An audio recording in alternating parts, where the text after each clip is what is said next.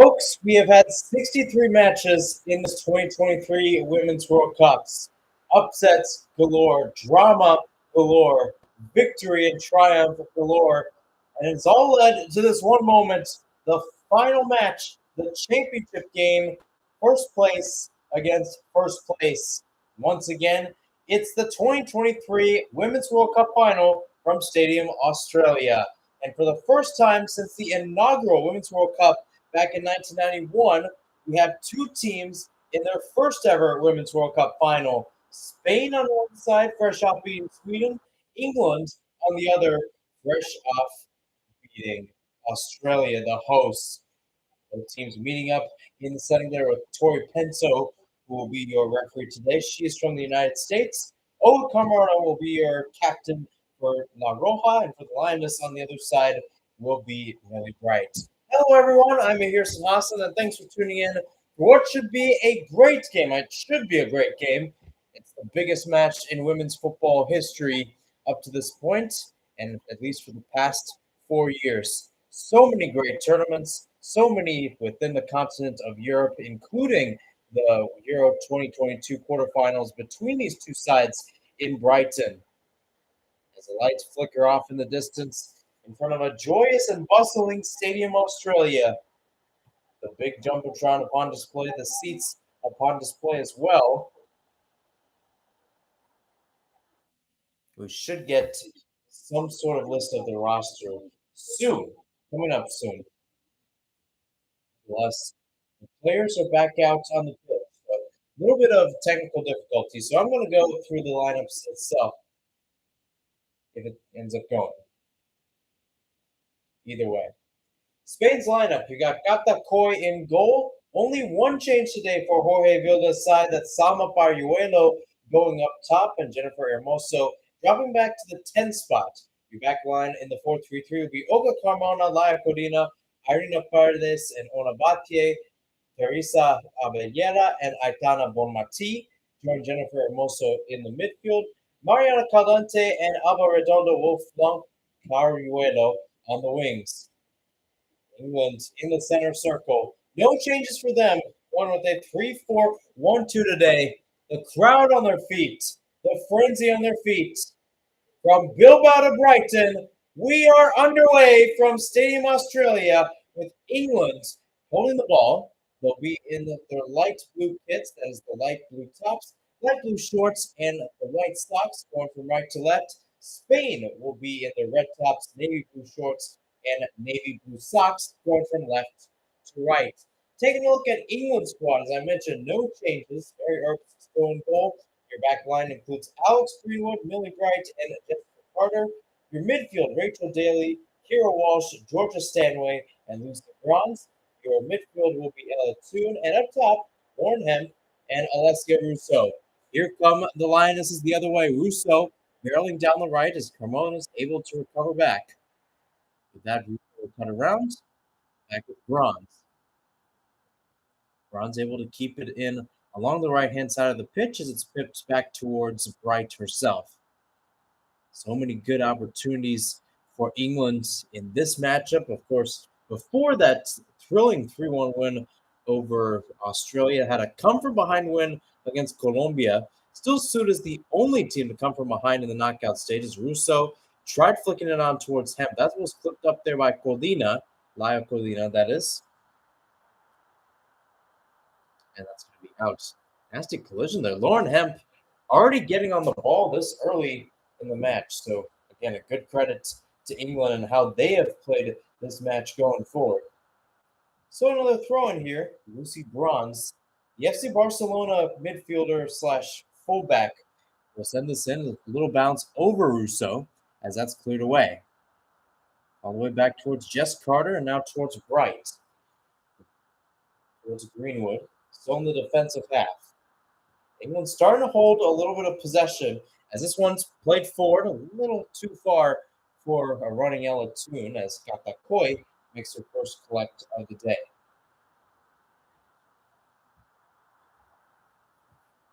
Spain, as I mentioned before, if you know Spain football, both men's or women's, you know this is a team that loves to control the pace of the ball. So the ball is going to run through them in this entire match. They've shown it throughout their time in the history, really, of football. And on the biggest stage, you bet they want to do that. Jorge Vilda talked about this before the match against Sweden, where he basically said they know what they're going to do. We're Spain. The question is, how good do we Spain? If you think about Spain being a verb. Aitana Bonmati on the right towards the midfield, playing it through towards Baruelo down the line. She's at the edge of the box. Now inside of it. Baruelo, though, dancing around, just lays it off. Now it's out towards Bache. Bache's right foot cross, blocked away there by Bright. Out towards Bonmati, whose ball is left alone. And that's out on the end line. Goal kick. 3 minutes in. Again, a good build up there. First time we saw Spain really get on a more attacking sorts of things in this one, as Jorge Vilda looks on. Of course, there's been a whole other fiasco when it comes to Spain this year. Of course, the boycotts leading up into this Women's World Cup. Basically, Vilda has kind of downplayed the fact of certain rifts ending up happening. Just says that the team is very united at this moment, and rightfully so. 90 minutes away from getting your first ever major tournament titles. This one's played through. This one going out towards Hemp. Fire that clears it out on the touchline. That will be a throw in for England, deep in the attacking third on the right hand side. So back with Bronze.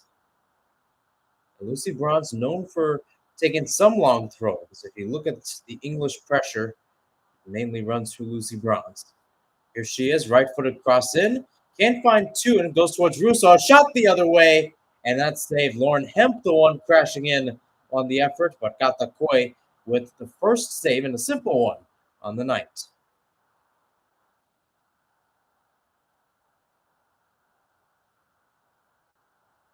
Spain already getting pressured early, which, again, is not something you've said, or rather we have said a lot in this entire tournament. Again, even in their match against Japan, too, really it was the Spaniards holding the momentum that they did, but on the other side, it was just Japan capitalizing on counterattack moments when it mattered the most. So let's see this one out. She was actually offside, trying to track back to get the ball. So back with Olga Carmona and Spain. Carmona on the left for her, right for England, tapped up by Stanway, which will take the throw in here.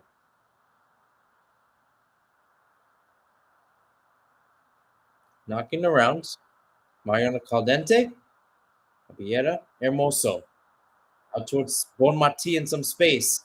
Could be dangerous here as Bonmati motors forward, plays it out towards Redondo on the right. Redondo, right-footed cross, skips past the face of goal out towards Caldente on the left. Hermoso now still edge of the box. Her cross lifted up by Carter. Bonmati collects it now. Left-footed cross into the box, brought down by Redondo, and it's a little knock there by Daly to make sure she doesn't get a touch, and another cross in. Good work there by Rachel Daly to just make a subtle move on the ball. Nothing too egregious, but at the same time, it does save this team a chance. Saves England from possibly getting more from Spain. This is going to be a very tactical game. Both teams have the ability to go forward and truly be potent in the striking area. Of course, England too. Mentioned playing at the long game as well, just trying to find open pockets of space. Elatun and Alessia Russo did a great job in doing that against Australia on Wednesday. Spain, on the other side, great job in producing the pressure to win the ball back, to win the pace back, to win momentum back.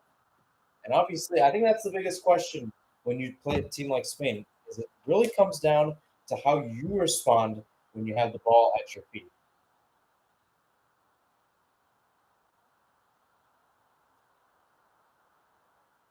Rich Daly, just to make sure she's at the right spot there, and she is. Tori Penso giving the thumbs up to approve it. Knocking around on the left-hand side, ball goes back towards Spain in the midfield. And again, one of the biggest questions for England today was whether or not Lauren James would end up starting. Again, has been a key starter in this Women's World Cup. was taken out of the quarterfinals because of a red card. Actually, pardon me, she was taken out of the match against Nigeria, the round of 16 matchup, because of red card. Served her suspension in the quarterfinal against Colombia, was left on the bench in the matchup against Australia. The same is the case today. An interesting move for Sarina Wigman. And James has had some pretty good production as Hermoso tried playing through towards Redondo. A nifty move around by Russo. Couldn't go up, so he goes back towards bronze, and England remains playing this match in their own territory. Bright towards Greenwood. Spain pressure continues, now laid off a little bit as Earps gets the ball and will clear this towards the right-hand side.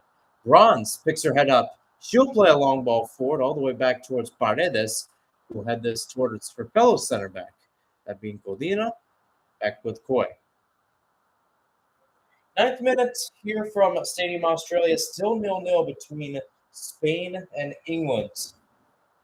In a matchup that people will be talking about for a long time, as this one's knocked around. Out on the right here for Onabatie, as Batie looks to cross the territory, and indeed she does. Back in England's side of the pitch, good tiki-taka there. Batie still rolling around, Daly able to recover. She'll take some touches on the ball, closer towards the end line. She'll knock it out on the touch line to not cause the corner kick to happen, but it does include a throw-in.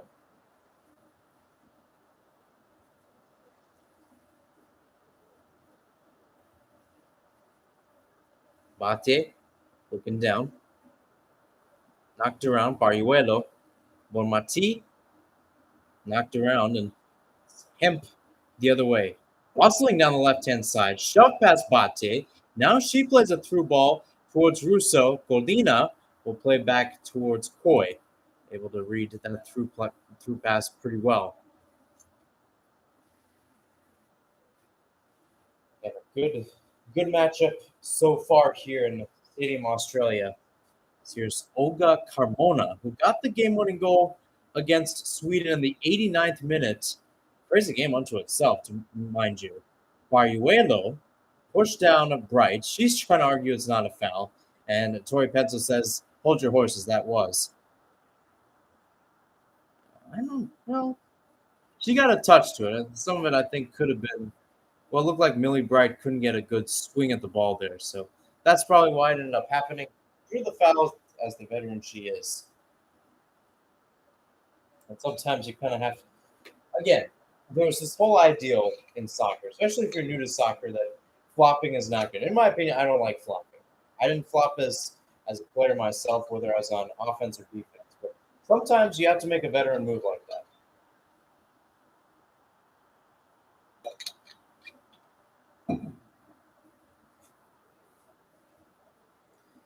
Throw in now from Bronze. Russo couldn't collect. Caldente on the left. Trying to go 1-2 with Abellera, and her pass was off of him, so it stays with Spain. Throwing back with Caldente. Carmona barreling down the left-hand side. She's taken down by Bronze, and that's a free kick towards La Roja.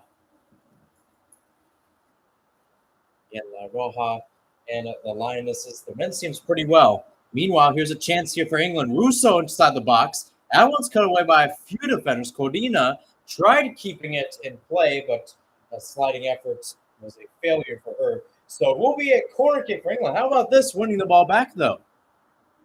Again, playing this in, Alessia Russo trying to encapsulate the magic that she did on Wednesday. Again, Lauren Hemp with the through ball. So very much the case, because those two linked up for the insurance goal against Australia. But nonetheless, corner kick, first of the match for England. Lauren Hemp to take it from the right-hand side. Left-footed, high swinger, caught by Coy. She'll take her own sweet time getting up to that one. And so far, a very good match. Very pleased match. Very pleased with what I've seen. Carmona. Check in there by Caldente. Back with Carmona. Mariana Caldente is an interesting player because she still has that attacking prowess to go forward, but at the same time, it is something interesting. Meanwhile, Hermoso now, it's a 2-on-2 now, 3-on-2. Pariuelo now on the left. She's at the edge of the box now. She's inside of it. Left footed cross, intercepted and cleared by Stanway. And again, Pariuelo understands that it wasn't the prettiest trying to find Hermoso over there. But how about this build-up, though? And this is what I've said before about Spain is this is the one team that just defines passing to another way, just understands they're back in the corner, uses tiki-taka, using the presence well to get the ball forward. And then, of course, Payuelo playing on the left-hand side. And that might be what Vilda's objective is, to really kind of operate some space between her and Hermoso, who is playing your number 10 role today, but has played at number 9 in the past, including in the match against Sweden. Speaking of Hermoso, there she is. Went back for the while. Back with Pariuelo. Pariuelo, oh, nifty touch. Now she gets towards the center of the pitch. Now out towards Bate. Out on the right, edge of the box. Now inside of it. Bate, low cross. Intercepted and cleared for a while. It was a close challenge there, but Alex Greenwood able to get a piece of that, which is just cleared away. Salma Pariuelo was once again right in her face, possibly steal the ball back. And that's, I think, one thing.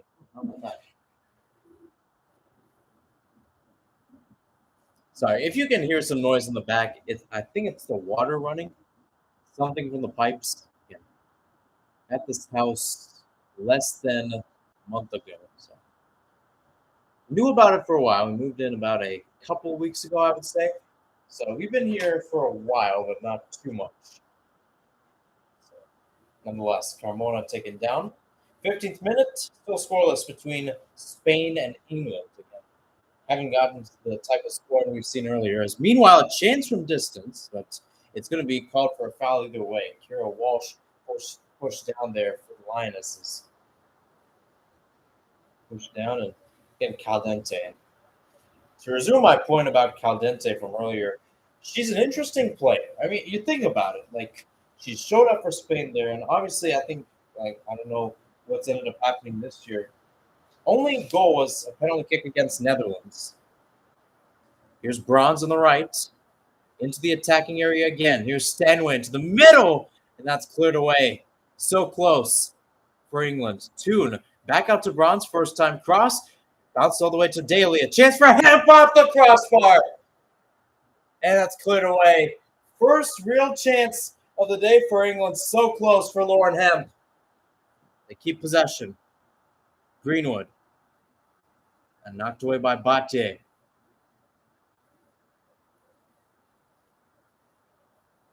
And a good knock around there. Spain absolutely dodging a bullet there. Jenny Hermoso had hands on her knees. She'll walk around for a little while. Looks like she'll be okay as Carmona takes this up the pitch. Played through. Here's Pariuelo.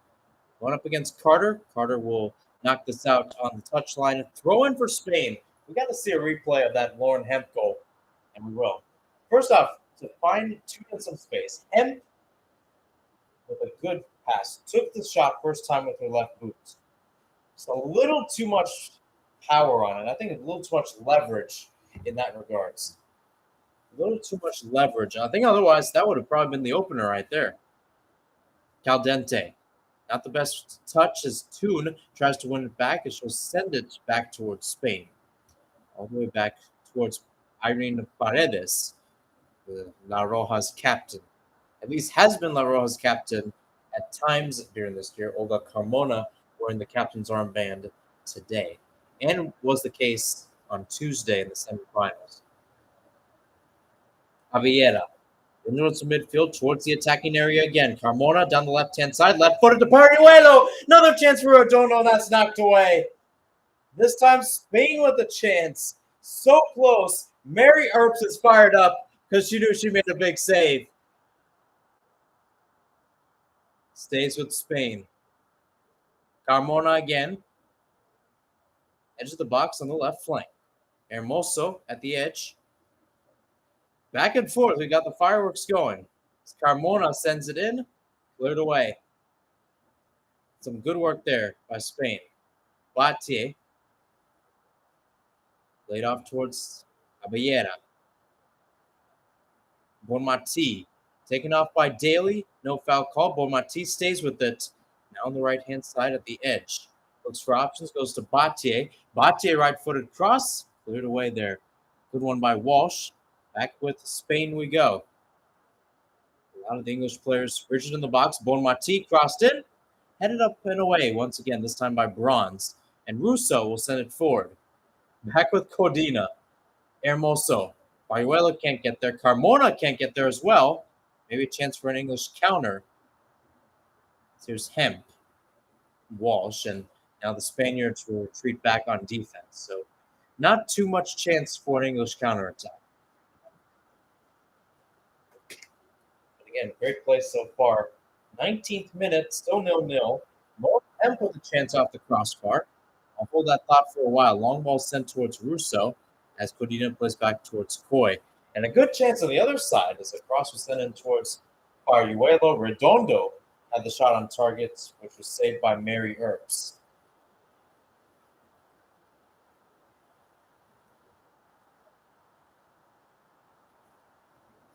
Codina, Paredes back in the defensive half for Spain. Forward headed away by Carter. And Codina looked like she got the last touch, so throw in now for England. How about this chance? It was Bayuelo and Redondo with a redirect. I don't know if Redondo was going for the pass or the shot. Could have been both there, but Earp's able to have great reflexes to read the shot in the moment. Now here comes España. A little bit too much work there by Caldentes. Russo gets the ball back. Good 1-2 by Toon. Right into the middle for Hemp, and that's caught by Codina. Not the best shot either. It looked like she was scooping at the ball.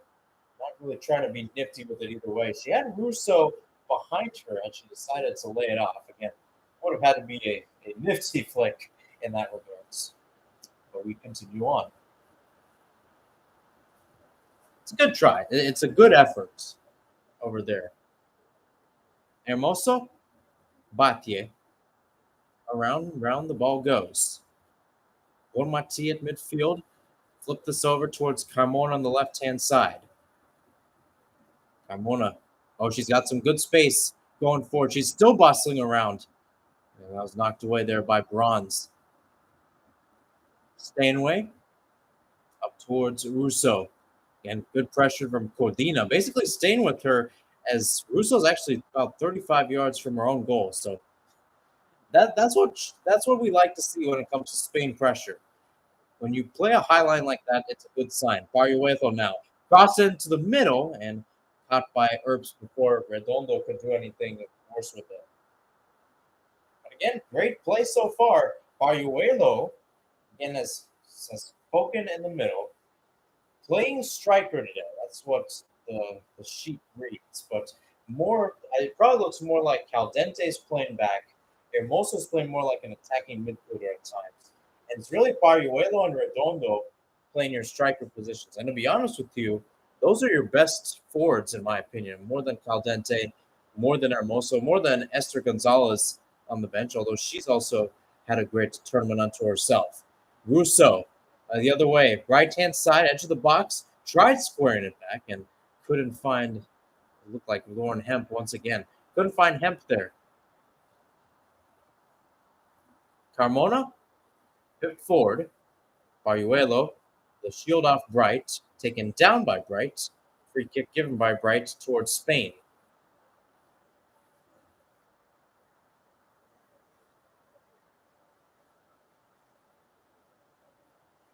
And you have to credit a lot of things going Millie Bright's way, Sama Arguello's way as well.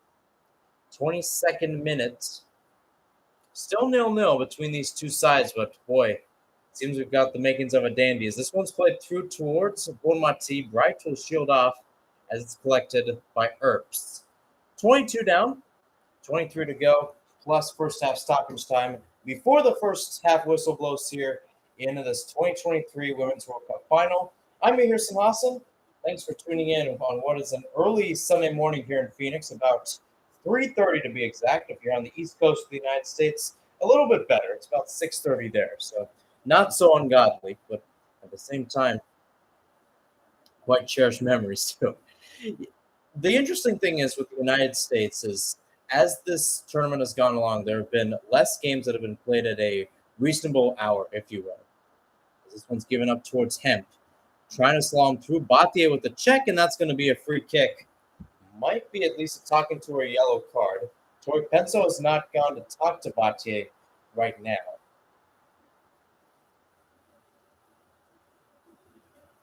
I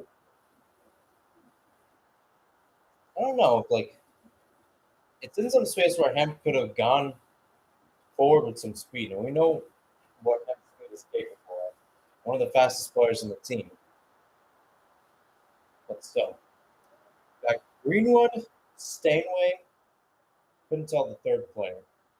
But it looks like Stanway will be the one to take it.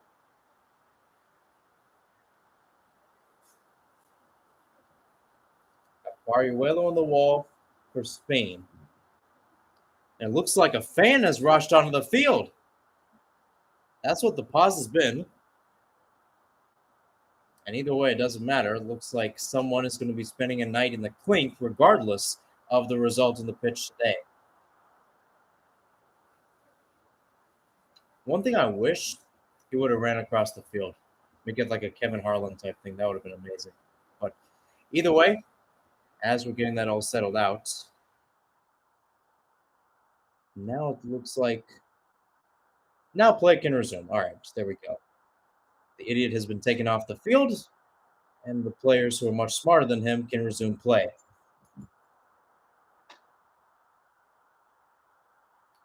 Stanway, pipped out towards the right. That's one's headed down right before Russo could get there. That's cleared. Barriuelo now. She was the first woman forward. Carmona dashing forward as well. Pace of play going in favor of Spain, but England has done well to keep some sort of possession in their favor, have kept chances in their favor as well. Lauren Hemp off the crossbar in the 16th minute. Lucy Braun spinning out of a tackle. Does the same here. Laid off towards Stanway, who leaves it back towards Bronze. Bronze back with Carter. Another long ball sent. Carmona with the pip and another foul / offside flag called on Alessia Russo. Been caught on the offside trap a few times today.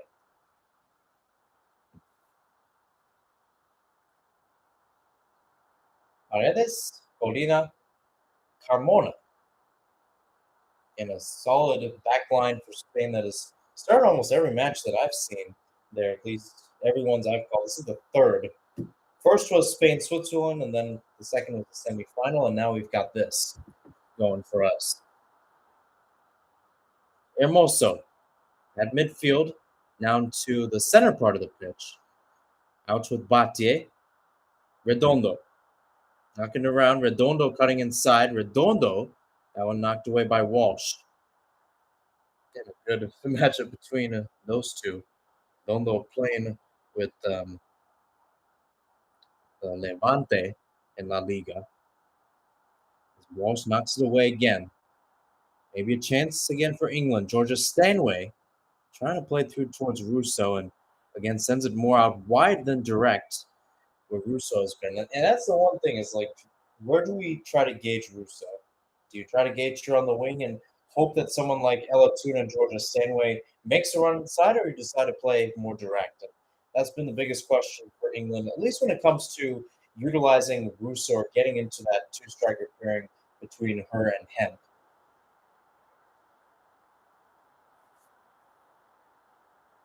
Bonmati now receives the ball, now passed out towards Redondo.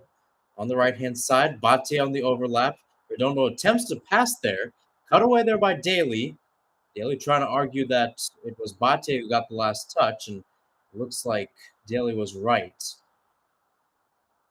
And Rachel Daly playing at left back, used to play in left midfielder going into this tournament. Playing left wing back, so kind of taking the consolation, or rather a compromise between those two positions. So as I said, Daly was right. So it's a goal kick, 28th minute, 0-0 between Spain and England. How about this for a little stat? I don't know if I said it before, but I'll say it again. Going into this tournament, only one team had won both the Men's World Cup and the Women's World Cup, and that was Germany, right? They won the Men's World Cup 4 times. They won the Women's World Cup 2 times in 2003 and 2007. Spain has won at the Men's World Cup once. Same goes for England. And whoever wins today would also get in that category for the women's side as well. Again, so many good chances. Spain in the midst of a golden age and yet a boycott at the same time, mind you. There's Baruelo. And on the other side, England, fresh off getting their program's first title in 56 years with the Women's Euro. And they get a global title to cap it off. Bronze now sliding into the middle. That one's knocked away. And Bronze is out of her position too, mind you. As here comes Caldente. Up against Toon. Carmona now to the box. Carmona shot. And it's in! Goal for Spain! Once again, the captain strikes again. Olga Carmona, second consecutive game with her with the goal. 29th minute, and La Roja strikes first.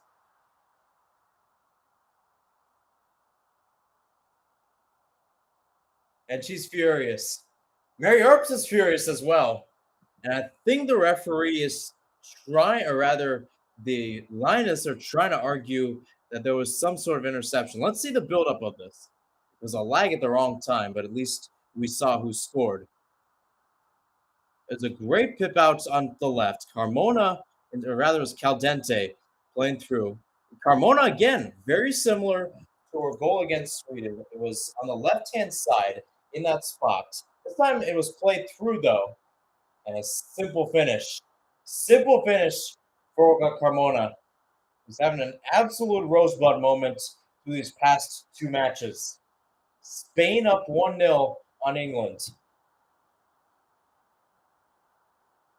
How about that? Right into the bottom corner of the net.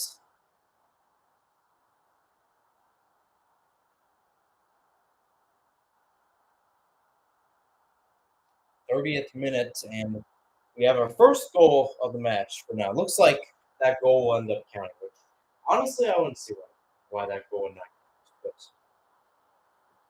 that's a good sign there. So now there's a foul called.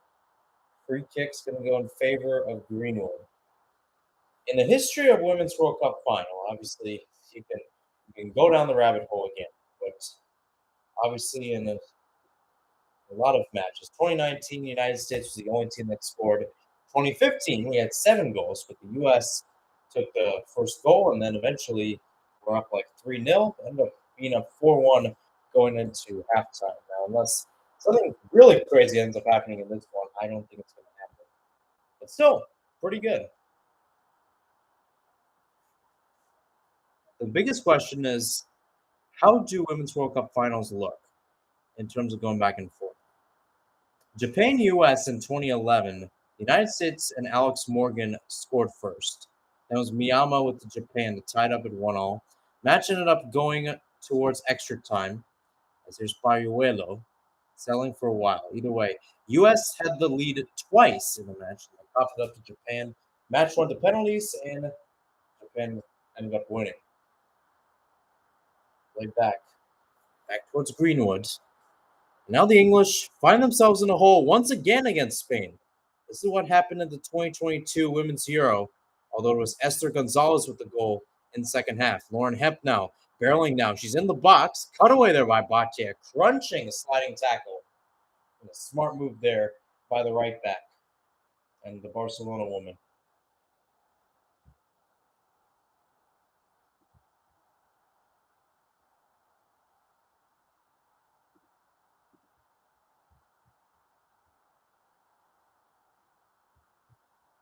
Trying to look back at history of Women's World Cup finals.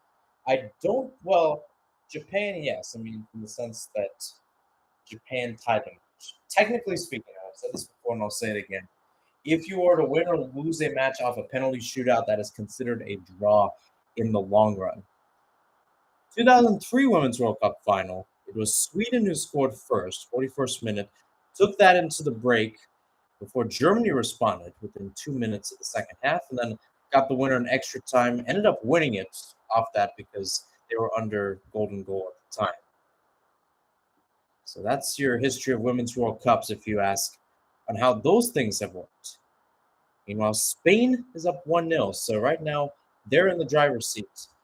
By the way, in many different Women's World Cups, we've had the scoreline of 2-0.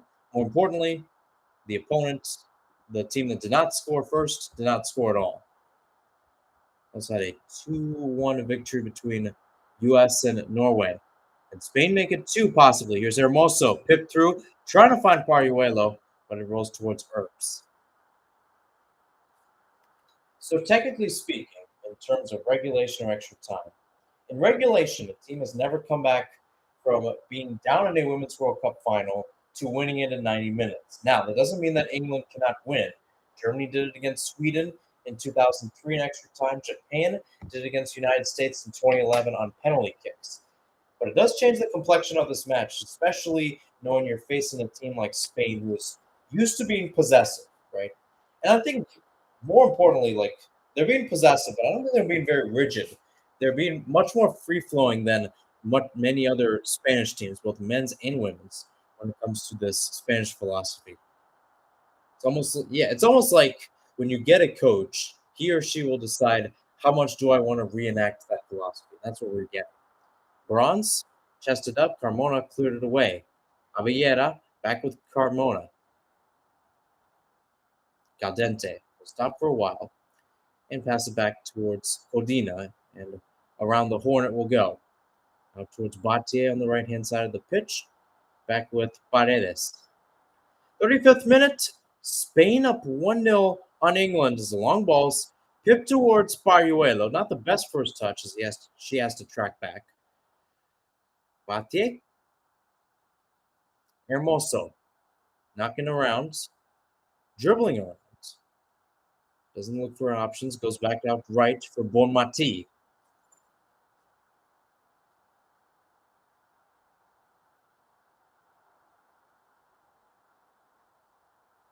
Ball knocked around. Ball forwarded around. Hermoso, again, dribbling through. Can't find Bati on the right, yet she gives pressure as Bright clears this forward towards Russo. That was a goal. It's a good one, too, between Abier and Bonmati. Still going as it's back towards Caldente. And now for Carmona on the left. Again, numbers back. Lines good for England. So the Spaniards will opt for just some ground passes, short ones, too, to just send this around. With Spain going into the Women's World Cup. We talked about the touting of this team essentially being their golden age, right? Didn't really get the respect, if you will, in 2019 when they were facing a team like the United States in the round of 16. Lost that 2-1, and still put up a very great match nonetheless. But still, people are saying this is a golden age team. Didn't play in the Olympics, but they did play a Women's Euro. Were taken out of the quarterfinals to England, mind you. But then afterwards, we're just left in the quandary, right? And then after, I think that's another thing you have to note too, is that the complaints and the boycotts against Jorge Vilda happened after that Women's Euro loss, which was against England, right? So a little full circle moment in this whole fiasco. Nonetheless, Avellera to lift this high into the box, set piece headed down by Paredes, and her shot goes wide, well wide, and she knows it.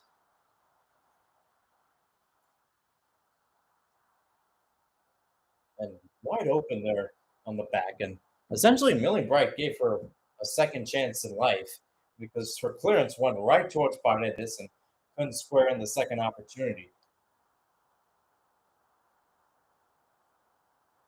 Works with a tough clearance. That's how it's once again deep in the attacking third for Spain. And we saw this against Sweden for some time. We saw this against Switzerland.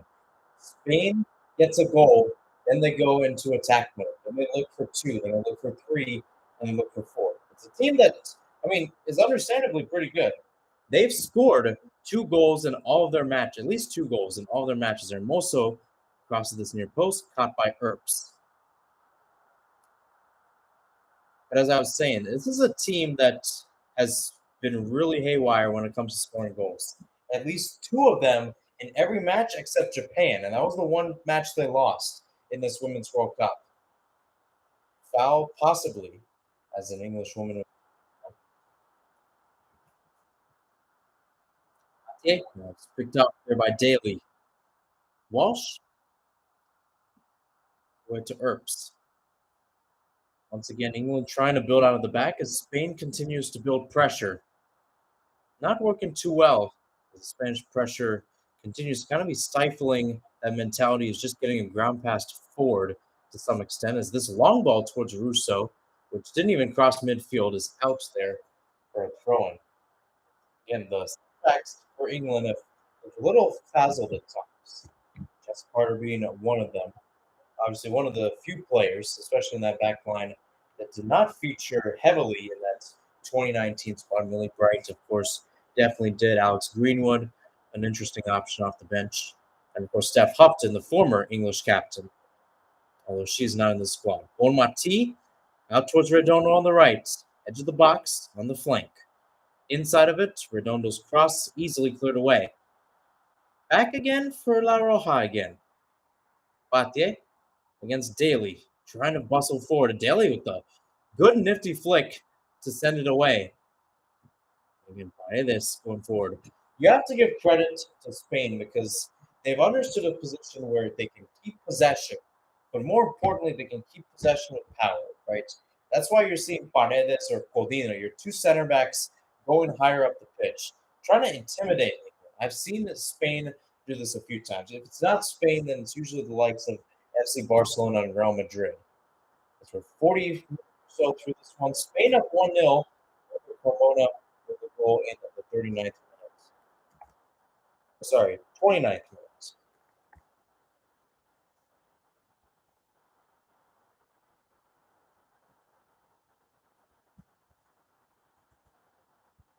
Let me make this mental note here so all of you guys know that indeed there was. I'm seeing a lot of people kind of checking in and out, so just making sure you guys know. Bright, cutting it in and around. Carter again. Low ground pass. Out again towards Bronze. Stanway. Back towards Carter. Long ball chested back by Carmona. Now dance around by Caldente. And it was Bronze who kept it in play. Caldente still going. She's taken down. And Tori Penso will rule for a goal kick.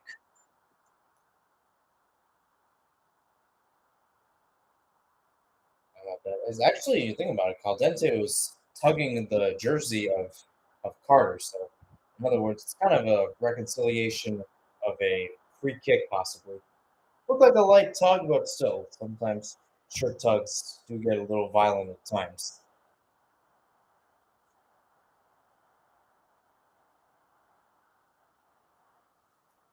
So another boot forward by Mary Earps. 4 minutes plus stoppage time remaining in this first half. As Hemp trying to spin away from Codina. She's got some space, sends Carmona to the ground. As here comes Russo on the right. Russo to Toon and can't get the best touch of the ball. She was right there in the clear, and she knows it. Just slid past her. Either way, she was offside, but such a good chance for England. How about that run by Hemp? I mean, to say this in terms of a slang, but Carmona's ankles were broken there.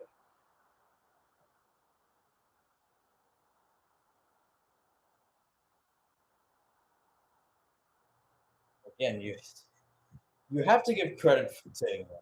I mean, in terms of the first half, Spain, in my opinion, played better. But for how they've played, especially after Spain has put them essentially in their own half for a good chunk of this match, it's a good sign going forward. It's a good sign that Wigman and all can once again rebound against this La Roja side. As I mentioned before, team beat Spain 2-1 in the quarterfinals of the Euros. That one was decided in extra time, mind you. So could be the case today, could be the case earlier on. Daly cutting inside, trying to play through towards Russo, and Russo couldn't get in on the back shoulder. Godina sees it out. Back with Coy. In the 43rd minute of this one, Spain in their first ever major tournament final. Yes, you heard that right. First ever major tournament final. Before, the farthest they had ever gone in a major tournament was the Women's Euro back in 1997. And then England on the other side is their fourth major tournament final, with the other three being the Women's Euro. Of course, it was 2022, which was last year, the one where they won on home ground. 2009, which they lost to Germany, and then in 1984, which was the first ever Women's Euro, the first ever official Women's Euro, I should say. So three. Or pass by Greenwood, almost found the feet of Paruelo. Greenwood and crew get the ball back. She's dancing around, flipping this up right towards the touchline. Bate intercepts. Ball finds Redondo. Now Hermoso. Bonmati into some space. Motored out towards Carmona on the left. Carmona tucking it around with Caldente. Bonmati back with Carmona. The knocking around continues as Carmona pips it up towards Paruelo. First touch is more of a flick, and it's flicked out of bounds for a goal kick. 45th minute, 1 minute plus stoppage time remaining. Let's take a look at the few chances. Lauren Hemp with a shot off the crossbar in the 16th minute. That would have opened up the score and had it gone in, and Olga Carmona, as it stands, has got the game-winning goal. 30th minute, 29th rather. Now a chance maybe for England. Here's Russo now, barreling down the right. Russo had Toon in the middle. She goes to Toon. Bate with the clearance. A little miscommunication as it goes out towards Stanway. Stanway will pass back with Carter, then Walsh. All the way back towards Bright. She's the last field player back in the midfield circle. Knocked out towards the right, headed away by Carmona. Hermoso. Taking the touches around. Whatever's necessary for this team now. Godina. Carmona. Olga Carmona, again, as I mentioned before, on the bench, showed up in the last two matches, got the game winner against Sweden, as we are now in stoppage time, only a minute. So we're about 14 seconds through the 60 seconds allotted by Tori Penso and the referee crew tonight. Again, a pretty solid crew, a pretty solid game between these two sides. As Bate plays it forward, maybe a chance here for Spain. Here comes Bonmati on the right. Edge of the box played in. Can't find Paruelo. It was behind her. So close, and automatically the crowd knew it. They understood the assignment. And don't get me wrong, Paruelo had about 5 British, or rather English players around her. Very close. Very close chance there. And La Roja knocking on the door for number 2. And like I said before, this is what they love to do best. Bate now on the right, edge of the box, just inside of it, edge of the box again. Paruelo shot just wide. And again, Paruelo playing number 9 for the first time in this tournament. Almost had a finish very similar to hers against Sweden. Looked like it glanced off the post on the way out. But so many chances. And Spain knocking on the door. So with that, it's the end of the first half. La Roja up 1-0 on the Lionesses. Olga Carmona with the goal in the 29th minute. A great through ball by Mariona Caldente that led to Carmona's second goal of this Women's World Cup. I'll take a quick break, and I'll be back in a few minutes for the second half right here from my laundry room in Phoenix about the Women's World Cup in Sydney. Stay tuned, folks. You're watching the 2023 Women's World Cup final right here on YouTube.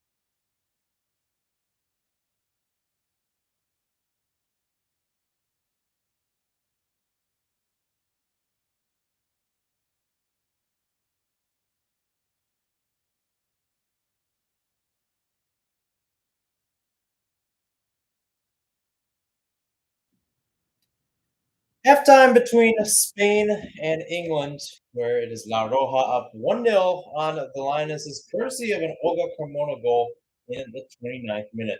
I'm Mihir Sinhasan. Thanks for tuning in to my live reaction, not just today, but throughout the entirety of this Women's World Cup, going all the way back to exactly a month ago, July 20th, when Nigeria took on Canada. Great tournament, a great showing of teams at the greatest stage of women's football overall. Let's take a look at the first half stats in this one. Of course, to no surprise of almost anybody, Spain had majority of possession in the first half, 63% to be exact. England only had 37. Shots on goal went in favor of neither one of those two teams, both of them with two. However, Spain had 5 shots, while England had 3. And fouls, pretty simple on both sides as well. Spain had 4, England had 5. England has been caught up a few times in the offside trap. Although Toon had a good chance earlier on in the first half, but she was called offside. Alessia Russo has also been caught a couple times off the offside trap. Corner kicks, not much, only one corner kick in the first half. So if you bet under on corner kicks, so far, so good. Saves, 2 for Spain, 1 for England. Pretty self explanatory, knowing that both had 2 shots on goals. Take a little quick water break. And we're back. Both teams out on the pitch. Biggest change for England, and I kind of expected this at halftime. Lauren James back in the match. And so is Chloe Kelly. So you got clutch players on both sides for England now coming in. It was hard to tell who they came in for because this happened at halftime. But I would assume Lauren James would kind of sort of check in for Rachel Daly, and Chloe Kelly would kind of check in to the middle. With that, we're back underway. So, 2 big changes, as I said, for England. Lauren James already with what is a great Women's World Cup so far. You look at how many goals she scored. She scored 3, got the game winner against Denmark, had a brace in the 6-1 victory against China. Again, a little unfortunate as she was called for the red card against Nigeria. So she was suspended against Colombia, did not start, did not play at all against Australia. Then you have Chloe Kelly, who had played the hero against Nigeria, had the game-winning penalty kick in the shootout. Also had the game-winning goal in the match against Germany in the 2022 Women's Euro final. Again, one of the most iconic pictures in women's football. Very similar to Brandy Chastain's photo from 1999. If you know, you know. Trying to see. So Rachel Daly is off. Lauren James will be on in her place. Or, pardon me, Chloe Kelly will be on in her place. Although Kelly looks like will play closer towards the right-hand side. The other change that was made was Alessia Russo off, where Lauren James can come in. So James will be playing more central, and on the other side it could be Kelly. Although I think it looks like from what we've seen here, it might be the opposite. Chloe Kelly playing up top, whereas Lauren James is sliding in for Rachel Daly. Back towards Catacoy, the Spanish goalkeeper. She pips it out towards Olga Carmona. Right now, her goal is all the difference as she nutmegs Kelly, trying to get around the Englishwoman, and she's taken down. It's a free kick.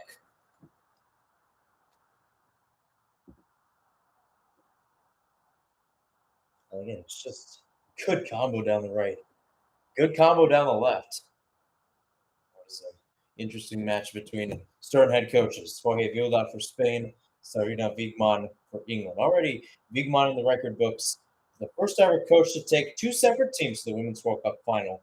You may remember that she's in charge of Netherlands. Meanwhile, Sama Parjuelo, edge of the box, cutting inside, leaves it out towards the right for Batye. She'll have to go right towards the touchline to get it. That will slow down the pace of play. But that's what I was saying. I mean, Wiegman led Netherlands to the spot in 2019, lost 2-0 to the United States. Knocked back by Teresa Abellera. And Abellera plays it back towards Irena Paredes. Again, Aitana Bonmati running through. Left off here towards Alba Redondo. That's cleared away there by Jess Carter. Out for a Spain thrown. Deep in the attacking third, though. Bonmati. Labeled around. Redondo. Couldn't find who was it? Batye. Hemp trying to argue it was Paredes who touched it last, and indeed it was. So thrown for England in the defensive third. Linus is trying to come back from being down in this deficit. Again, the first ever final they played, major tournament, was 1984. I believe they lost to Sweden. I think they lost to Sweden, and then 2009 was their second, where they lost to Germany. That was also the women's Euro.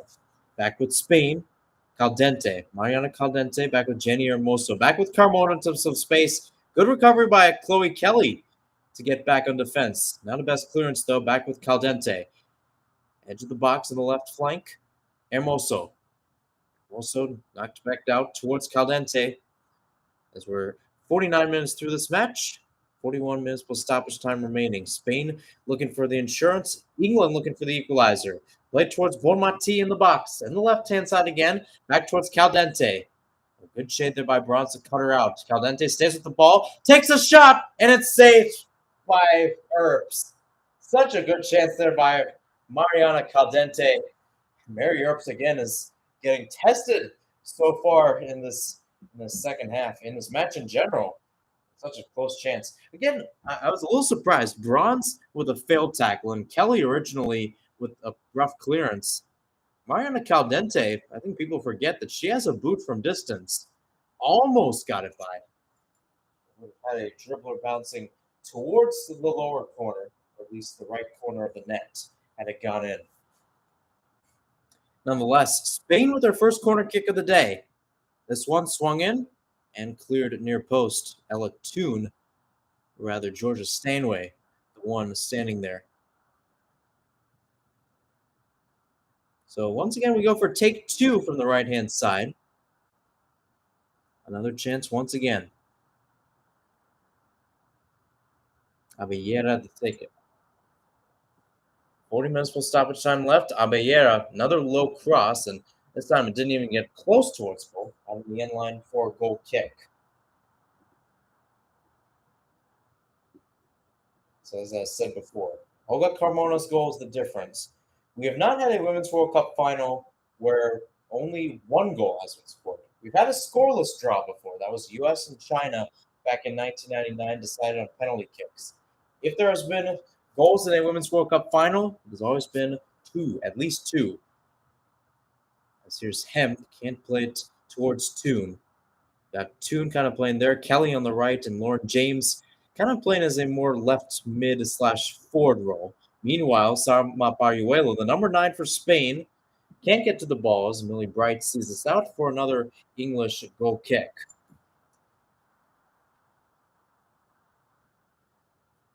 Again, a lot of people excited for this matchup overall. One of the players, or rather one of the fans, if you will, excited. Mikel Arteta, head coach of Arsenal's men's side.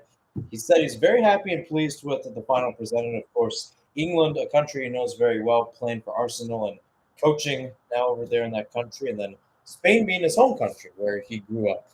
He liked how England has been performing this year, especially battling back through injury. And the same goes for Spain with the adversity they've faced with the boycotts and the tumult and rift between them and Jorge Vilda. Now, if you're wondering, what did the Arsenal gaffer say on who he's supporting? That he was pretty coy about. He just said he wants a good match. Pariuelo, James, Stanway, all the way back towards Millie Bright, towards midfield in the center circle. Bronze, Walsh, Greenwood. Can't play through towards two, knocked back by Batye, out for an England throw-in. Still high in the air. Out towards Hemp, cut back by Hermoso. All the way back towards Paredes. Once again, we'll loft this forward all the way towards Pariuelo again. Same principle for the side, and Batia can't get it on the overlap.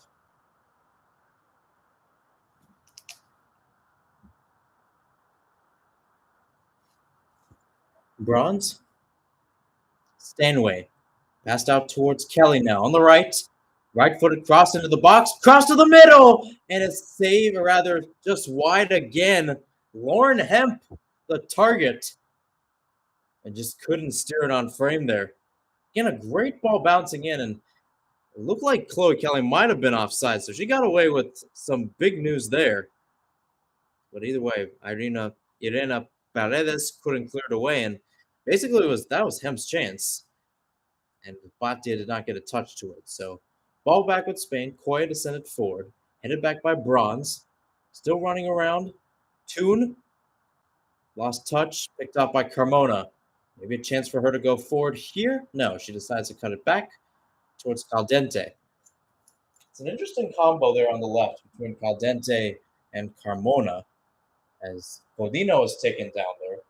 Hemp was the one pressuring, and with that, we have our first booking of the match for Lauren Hemp. And a good combo there. Lauren Hemp's been playing well. Now she's got her fellow Manchester City teammate, Chloe Kelly, out on the pitch as well. And as I mentioned before, Kelly played heroics in that match against Germany in the Women's Euro last year. Ever since then, though, it's been a rough time to be an English fan in a final. Men's Euro final, which was also at Wembley. You may remember England scored first, and then Italy scored in the second half, ended up winning the match on penalty kicks. As we're in the 55th minute here from Stadium Australia. It's an UEFA matchup in the Women's World Cup final. This is now, in terms of UEFA matchups, this is the third it's happened. It was first in Norway, Germany in the 1995 final, and then Germany, Sweden in 2003. Norway beat Germany in that one, I believe, on the scoreline of 2-1 or 3-1, one of the two. And then it was Germany beating Sweden 2-1 in the World Cup final in 2003. Of course, that one was played in the United States. So again, one of those situations where you're in a situation where you're playing a fellow continent member, as this one's played towards Bonmati on the right. Right footed cross deflected by Greenwood and out for a corner kick. The same remains true, of course. That game was played in Los Angeles between Germany and Sweden. This one in Sydney between Spain and England. So a little bit more of a trek away from the home country. But again, boy, for Spain, especially knowing how the men's team has played and how they've performed, and the women's team as well. I mean, like I said, this is the golden age of this team. Like, despite that, like people say, like, well, Corey Vilda's been in charge of this team for a while. Well, who knows? Abellera plays this short towards Hermoso, dancing around in the box. Hermoso trying to get around Stanway. Stanway denies it as she clears it all the way back towards Spain's territory. Carmona will track back. Coy will be the one to get this all the way back for Spain. 57th minute. Carmona. Paredes. Corina. Back out on the left-hand side for Carmona. Again, for this too, Olga Carmona has been quite an interesting player overall. Again, going into this Women's World Cup, did not have many chances. Meanwhile, speaking of chances, you're seeing one here for England. A long ball towards Kelly. Kelly knocking it around. Same with James. James going with Kelly. Walsh settles, cross in. James wide open on the back post and can't get a good touch to feed it back in. Such a good chance there for the Chelsea woman. Redondo tries to answer the other way. Stanway will cut it out. Dancing around on the ball. We'll play this all the way back towards Mary Earps in goal. As I was saying, Olga Carmona making her 30th cap today and with her third goal for club. Pretty good overall. Played through.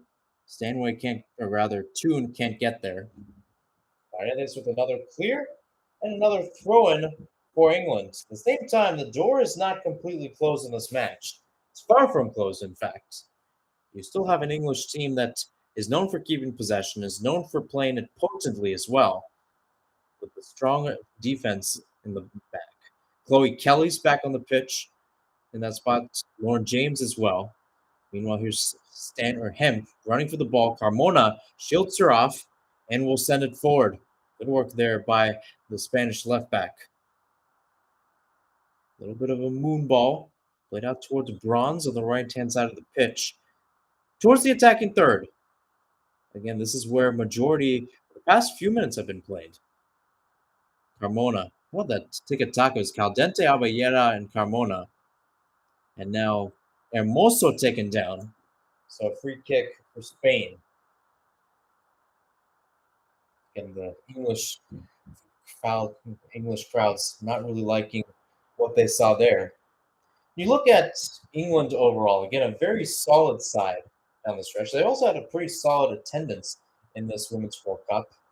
Maybe have not been a home team or de facto home team, but in every match they've played except Australia, which even then they had a pretty good chunk out and a really good support. They've had a really good chunk of supporters. Kelly now on the end line, right-footed cross, goes into the top netting outside of the goal. So for a goal kick. But the English fans have showed up throughout this entire tournament. It started off, of course, with Lang Park. You had about 45,000 for the match against Haiti. They've kind of been walking around. I mean, if you were to be honest with me, I would say that the one team that has actually been very good in terms of grabbing attendance that is not Australia or New Zealand in this Women's World Cup, I'd actually say it's been England. England has kind of been one of those teams that's been friendly overall. They've had a good crowd, a home crowd to some extent. Now against Colombia, it didn't end up working for some parts, but hey, it's like they showed out today in a match that was more neutral, and yet you can still hear the English crowd going. And same goes for Spain. And overall, same goes for the whole nations of Australia and New Zealand overall. Average attendance at this Women's World Cup, by the way, is around 30,000. That's about 10,000 more than the 2019 Women's World Cup in France. And the only two Women's World Cups with higher attendances were the United States in 1999 and China in 2007, both of which you had the matches played at much bigger stadiums than what we're seeing in Australia and New Zealand. Of course, with the United States, they were playing at NFL stadiums. So almost every stadium they played at had at least 60, 65,000. So you take your prerogative with that. Back towards Carter. Kira Walsh. Arguello to pressure. And it's back with Spain the other way. Hermoso with options both sides. Decides to keep it to herself. All the way back towards Bonmati. Bonmati with the better rudder going forward. Bonmati from distance. And it's too high. She thought about the goal. She had the potency. But it's just skied. And Mary Earps again dodges a bullet. This one from 20 yards out. Almost making it a highlight reel type goal. Again, we saw a goal from distance here on Wednesday of Sam Kerr doing so. That was the one that tied it up against England before the Lionesses answered with 2. Carter. James. Dancing around on the left. Will play a long ball forward. Trying to find Stanway. Yes, it's Stanway. She got tripped up there with Codina. Codina taken down. She'll have to walk it off over there. How about that? Georgia Stanway going up the pitch. Again, played more a deep line role throughout this entirety of the Women's World Cup. Played more of a traditional 8 role, I would say. Back when England used to play a 4-2-3-1. They've been opting for, 3-4-1-2 to try to get the wingbacks going forward. Lucy Bronze on the right and Rachel Daly on the left. How about this chance, though, by Bonmati? So close of being absolute highlight reel. And the Spaniards know it too. That would have been a highlight reel written all over it. Bronze. Walsh picked off there by Carmona. Carmona continues to dance forward off the turn towards Bonmati, out towards the right, and maybe a chance here for Redondo, or pardon me, Oriana Hernandez, who checked in for Alba Redondo just a little while ago. This is an interesting move. Oriana Hernandez used to playing right back, was in that fullback position, got suspended, so she was out for the match against Sweden. Enter Olga Carmona, so essentially she took that spot on the left. Batia was moved over to the right. But you have Oriana Hernandez playing right forward now. Bonmati out towards Carmona on the left, trying to take a toucher on Bronze, keeps it in play, deflected into the middle. A chance here for Caldente, dancing around. Caldente still going on the ball, down toward Pariuelo. Pariuelo shot wide. A lot of nifty techers here and there, but just couldn't turn it in. And Pariuelo's trying to argue, same with Vilda, that the shot was deflected. Not just deflected, I should add. It was a handball. I think they're trying to call a handball on Kira Walsh. From the angle we're seeing there, it looked like it might have just grazed the right wrist. Not really anything I see that is very unusual. Now, granted, the ball was a little bit away from Walsh, but it looks like VAR's and Tori Penso are going to review this here. Again, from my angle, look, I'll give you a little example. This is what it looked like. You see the wrist up here? That's where Walsh was. For me, I don't think that's enough evidence. Like, yes, it touched basically the hand, if you will, so it's quite literally a handball. At the same time, it didn't look that away. Like, I understand if it's away from the body, that is the hand or the arm. Then, in that regards, I understand if that's a penalty. From this angle, it didn't seem like it happened. And again, Spain is trying to argue. Kira Walsh is trying to argue as well that she didn't really feel that. It wasn't really a touch in the body. It didn't really intercept the play overall.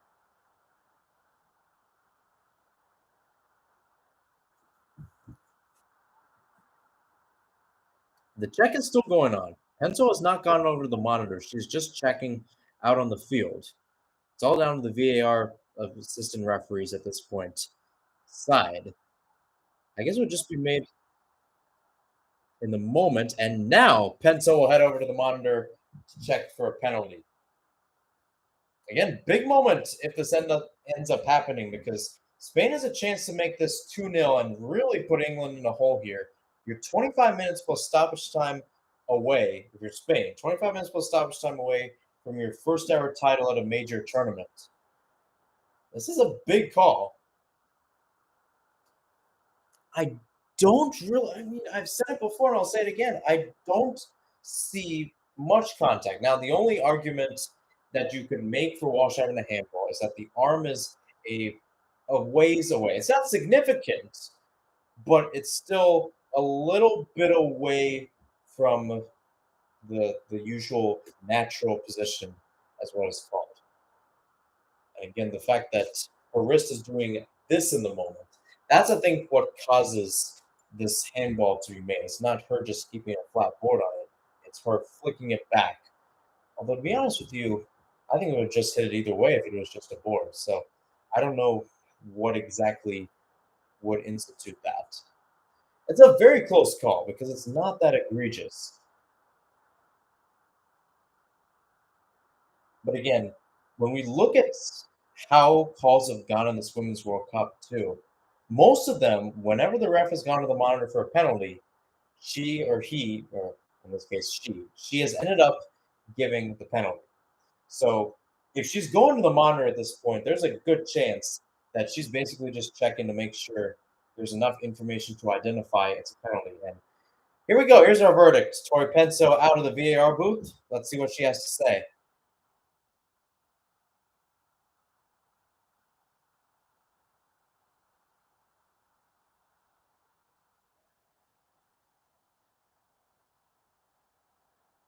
There we go. Penalty kick. And Spain with a chance to double their lead. I figured, like, if she's going to the monitor, as we've said before, and now especially with the VAR in her earpiece, it's a big moment. Big moment as well for Jenny Hermoso, who scored 3 goals in 2019 at this stage, 3 goals in this tournament at this stage. She was the one taking it now, and it looks like Lucy Bronze is trying to distract there. Some of the Spaniards will show her off back towards the side, and Tori Penso will tell all of them to get out of the side of the box. Right now it's Jenny Hermoso against Mary Earps. She's had 8 chances at a penalty kick since 2015. And Lucy Bronze is trying to argue that the ball is completely off the spot. Penso has still not made any note of it, as Hermoso continues to stand there. So Hermoso, as I mentioned before, 3 goals overall in 2019 and 2023. That is the record for most amount of goals at a Women's World Cup. She can make it 4 with this penalty kick right here against Mary Earps of England. There we go. Pachuca against Manchester United. Spain against England. Hermoso against Earps. Whistle blows. Hermoso steps up and it's saved by Earps. And England lives to see another chance. She's fired up. And with 20 minutes or so left, England has a fighting chance.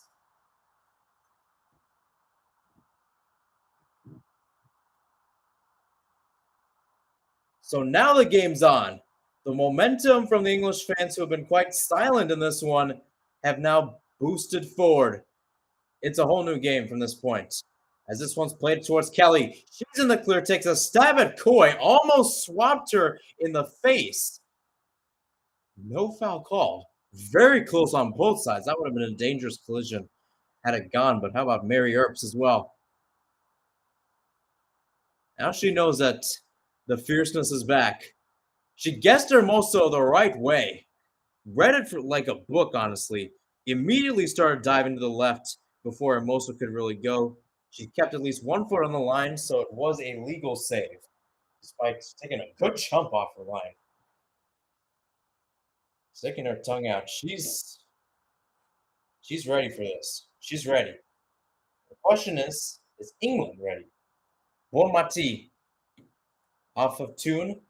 Bronze wasting no time with the throw, trying to get it towards Kelly. Going to fight there with Carmona as Codina plays it back towards Coy in the 6-yard box. Hemp with pressure, but Coy able to just evade that. Boy, if I tell you how England is just shot out of a cannon after this one, pun intended, because you know the amount of wars they've had over the years. A little history lesson for you, but nonetheless, they have basically been rejuvenated with new life. Carter lofted towards the right. Kelly called offside.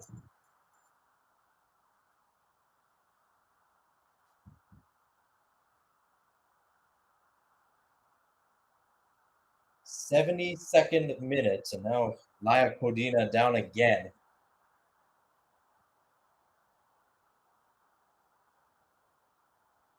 And now it looks like maybe some treatment's going to be given.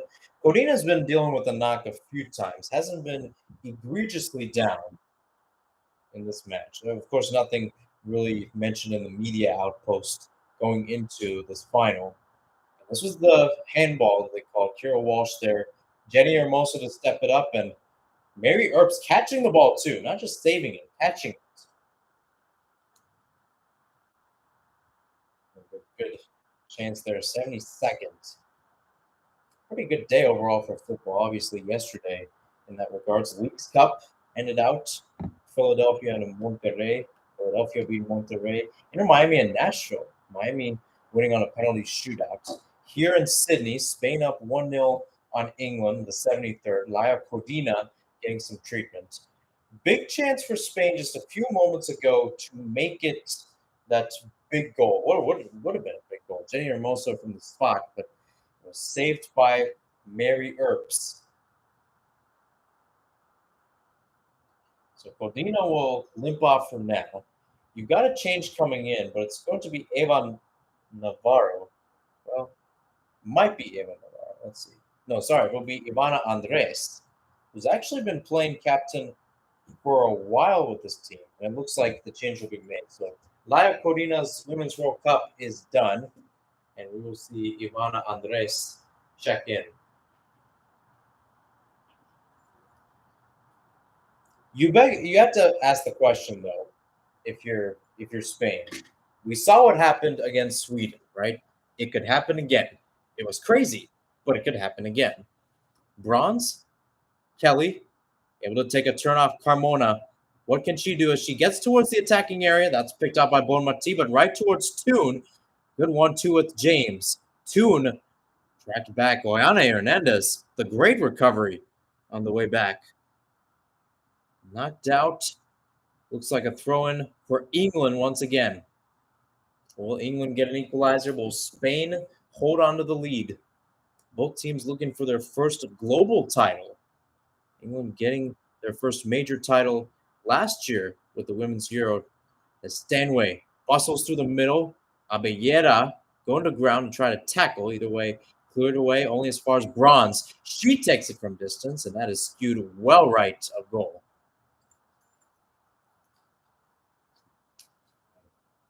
Dangerous look on the face of Sarina Wigman. Again, going into the match, she basically said, here's the thing. This is basically like any other match. You have to treat it like any other game. And of course, the reporter was talking to Alessia Russo, and basically he was saying, like, that's impossible, right? And she said yes and no. As Bronze places back towards Earps, Pariuelo pressuring there in the middle. And that's kind of the ideal. It's a yes and no, right? You understand the brevity of the situation. It's a Women's World Cup final, probably the biggest game you will play in your life. At the same time, it's just a match. Russo said it best. You cross the white line and first whistle goes. It's just a normal game. You think about it, right? It's like the man in the arena type situation with Teddy Roosevelt, right? As James goes forward. Left off towards Hemp on the left. Edge of the box. Hemp in towards Kelly, but is cut away by Carmona. Headed away there by Oyane Hernandez. Greenwood back with Hemp again. Played through towards James. Could be dangerous in the box. Her shot deflected and saved there by Coy. Deciding to go direct. I don't know if James thought she was offside or not. It was a very rather simple finish, rather kind of calm or low key. But Coy able to paw it over. And with that, England has a corner kick. How about that, too? That's a Coy with the right palm up. Just swat it over. So again, a good chance here from the left-hand side of the pitch. Alex Greenwood to take for England.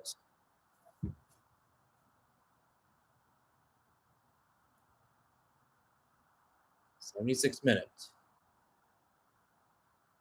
Greenwood, linear cross in, can't find Bronze. She was the one making the run. She will get it on the right-hand side, on the flank. Bronze, right-footed cross in, a little too far, headed away by Caldente. Bonmati taking it past Greenwood. She's still down. A chance here. Bayuelo is wide open to some extent. And Oyana Hernandez gets the ball. Out once again on the right-hand side. Caldente. Back with Bonmati. And he couldn't get the pass out towards Batier, who was on the right. And a little bit of interesting moves there. You got Batier playing on the right. Oyana Hernandez on the right. Essentially, you got two right backs. And one of them is playing right forward in this situation. So, again, you can always change a few things here and there. And sometimes forwards tend to be a little bit more dynamic. Hernandez, 14th appearance with no goals during her time with La Roja. Long ball, Bayuelo can't get caught up. And actually, she ends up catching up another one, that being Greenwood. And now it looks like she remains down on the ground. And now Bayuelo gets booked. Not sure if there's anything because of something she said, but I don't think so. I mean, it was just a simple push. Maybe the fact that it was close to the midsection, but I think some of it was Greenwood drawing the foul. But interesting move there. Bayuelo booked, second player booked in this match. Lauren Hemp, the first. So, interestingly enough, both of the players booked are forwards. Usually something you don't see in a match, a soccer match in general, let alone Women's World Cup.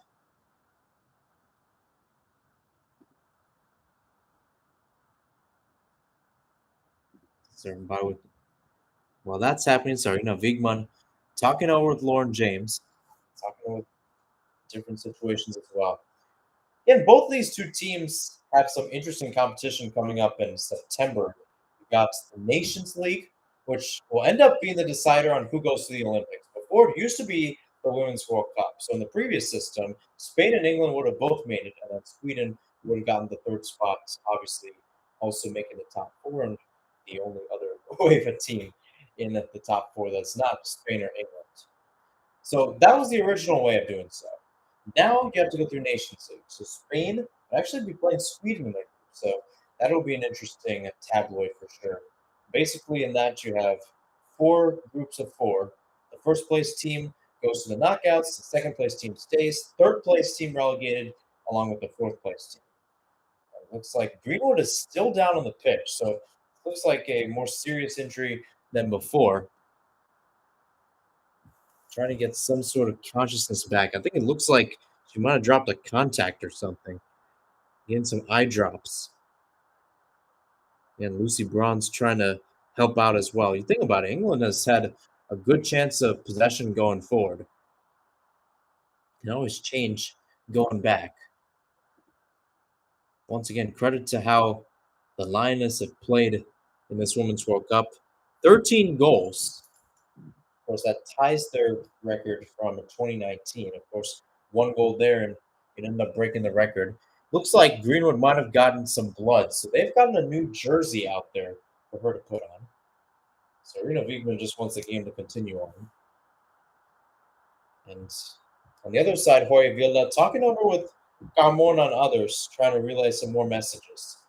Right now, you've got about 10 minutes plus stoppage time left, so still a lot of room to grow in this match. A lot of room to grow, a lot of room to improve in. So Paruelo,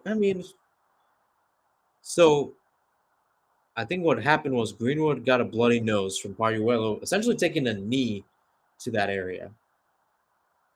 So that possibly could have happened. They're also basically taping up her forehead, very similar to that, to try to avoid a concussion. It's 81st minute. 81st minute, a big stadium there, big stadium at Stadium Australia, one of those most prominent ones, of course, hosting its fifth and final match of the Women's World Cup. Every match this stadium has hosted has been a sellout. And mind you, the stadium has more than 75,000 in terms of capacity. So it's quite big overall in a stadium that's known for hosting quite big events. Hosted the 2015 AFC Asian Cup final between Australia and South Korea. That's on the men's side. Back in 2015, Australia won that 2-1. There's a look at a few of the celebrities in attendance for this one. Nobody from the royal family, at least not anybody from like William or anybody. Spain, I think, brought a few. As Greenwood takes a jog off, she'll run back towards the sideline. Looks like she'll just lay one of her jerseys down, but it looks like she will be back in a little while. Meanwhile, Earps is ready to send this forward, and with that, we're back underway. Headed out by Batye, and it's thrown for England. Once again, in that midfield area that just presses on the attacking third, as we see Greenwood back in the match. Much to the avail of the Lioness supporters in there. Like I said, it's the final. Everything on the line, everything in the next 8 minutes, whole season, your whole dreams, your whole year could come down to what we see soon. Mati dribbling on the ball, lost it there. James to take it back, playing through towards Bronza. Good overlap there by the Barcelona woman. Right-footed cross in, a little too high as that's headed away by Codina. Back towards James. Walsh. Out towards Bronze. First time cross, caught by Coy. Nobody had the blue jerseys in the area. How about that again? Good movement there. Lucy Bronze trying to instruct that attack going forward and orchestrate it. But again, she's just on a different level there. Didn't get the communication right. That one's deflected away by Carmona. throw in for Spain. And if you're Jorge Vilda, you figure England's going to have possession, but you also have to figure that. Plus the fact that Greenwood was down on the pitch for a good maybe 2-3 minutes as Carmona loses it here. James rolling forward. She's taken down. No foul called. And here comes Hermoso. She dribbles it out. Payuelo knocking around. Trying to stay on her feet, but that's knocked forward by Bright. Did that stay in bounds? No. Stays for a throw in for Spain. You still have a lot of time left. I mean, yes, it's 6.5 plus stoppage time, but to be honest with you, stoppage time could end up being about like 7-8 minutes. So you're talking about 15 minutes in general before regulation ends. That's a lot of time for Spain. Bonmati into some space, lofted over all the way towards Caldente. Caldente, Hermoso. Oh, she had to take a little touch behind her to try to keep possession. She's down on the pitch. Play continues. There's another Spaniard down on the other side. I think that's Oyane. Either Oyane or Batier, one of the two. I think it's Batier. But either way, Jorge Vilda and crew are trying to call for a stoppage in play. And now I think Tori Penso with the pleas will do so. Maybe. Let's see. And how about this? The first challenge, Lauren James was taken down. That was a little bit of a strangle there. I saw a chance like that at the edge of the box, which would have led to a dangerous free kick. I haven't seen too many set pieces in this match in general, save for maybe 3 or 4 corner kicks, and then, of course, Jenny Hermoso from the spot, which was saved by Earps. 85th minute, still a very, very wide open game, as Alexia Puteas is getting ready to come in. Again, if you talk about darlings of this Women's World Cup, U.S. has Alex Morgan, Australia has Sam Kerr, Spain, easily Alexia Puteas.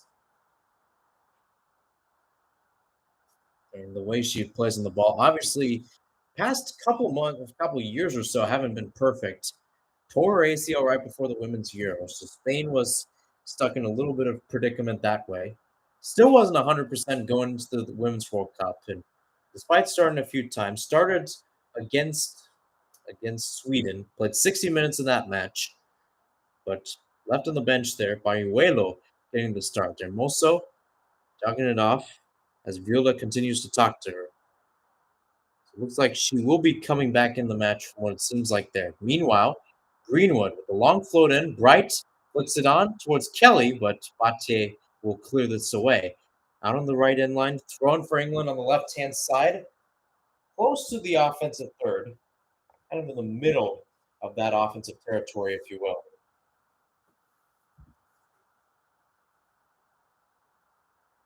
So out again. And Jess Carter holding the ball. So you got Carter, you got James, you got others, and now Tori Penso will leave the play as Ella Toon. I think it's for a change. So it looks like Ella Toon will be off. Scored the opener against Australia. Scored the opener in the 2022 final. Looks like she will be off. For who, though? Didn't really see anybody checking in. I think a lot of people are confused, including myself, as to what's happening. Okay, so the change is being made. So Toon is in, and now Beth England will slide in. So a more centric number 9 role. So now England has essentially 2 players back. Jenny Hermoso is back on the pitch for Spain.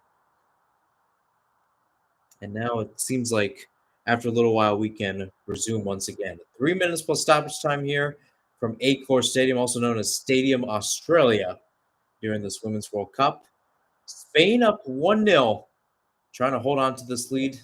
England, after fresh off winning the Women's Euro, trying to win the Women's World Cup as well and give Sarina Wiegman a title after Netherlands couldn't do so. They were denied by the U.S. in 2019.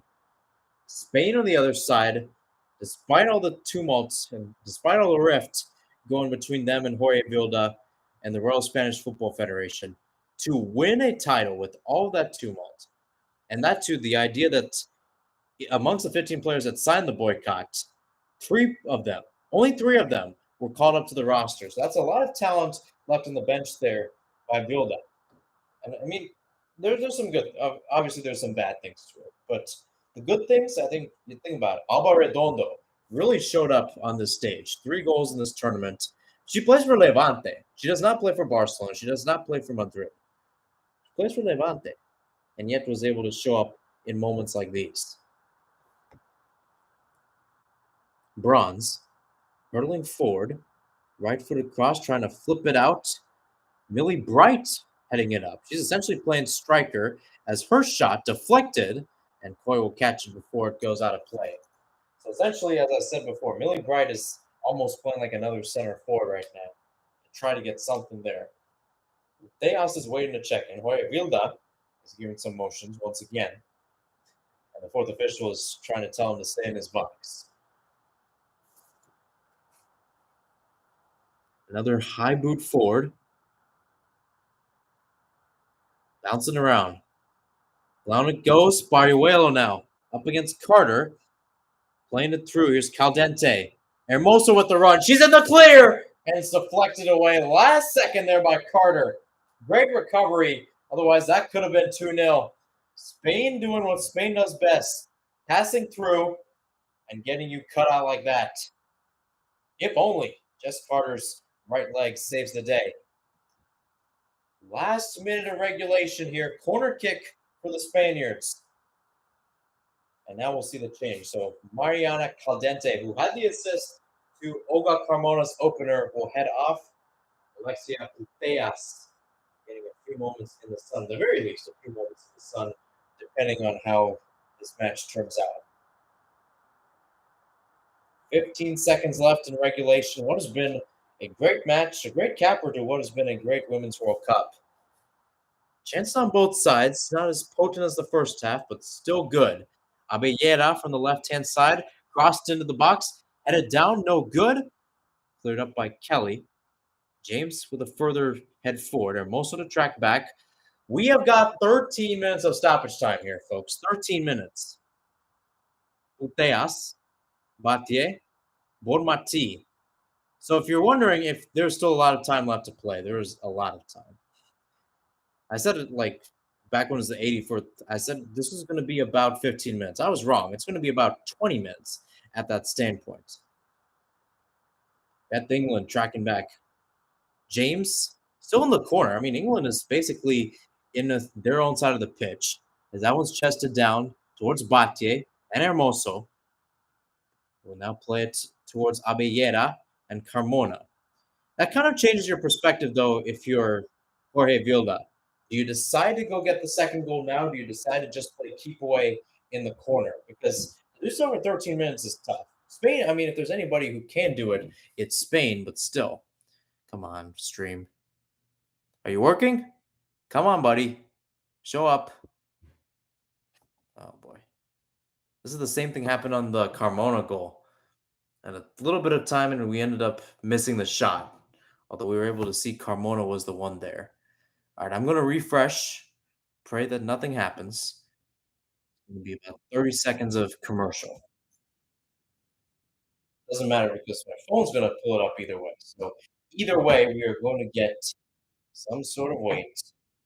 And just like New Year's Eve, we're going to have to count down the clock. 15, 14, 13, 12, 11, 10, 9, 8, 7, 6, 5, 4, 3, 2, 1. Back to the action. Corner kick coming up for Spain. No goal. That's the important thing. No goal. Right hand side of the pitch. Abellera to take. 2 minutes into stoppage time. And now it looks like Pariuelo will be the one to take corner kicks now. Roy Penso is trying to tell Spain to hurry up here. Pariuelo lifts this high into the box. This can't get to it as England clears it forward. Try to get on the counterattack. Still running forward, but can't keep it in play. Thrown back towards Spain. Jorge Vilda.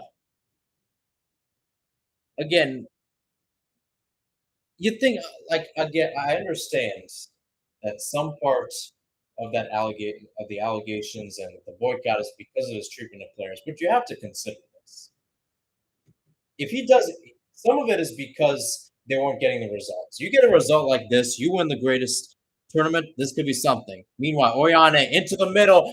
Chance Baruelo just gets nutmegged by the ball. Such a good chance, but she can't convert there. Lucy Bronze almost got an own goal as well.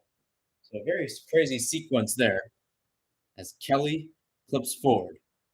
Essentially, a Millie Bright playing center forward along with Lauren Hemp and Beth England. So essentially, England is down a center back at this point. It seems like it for sure.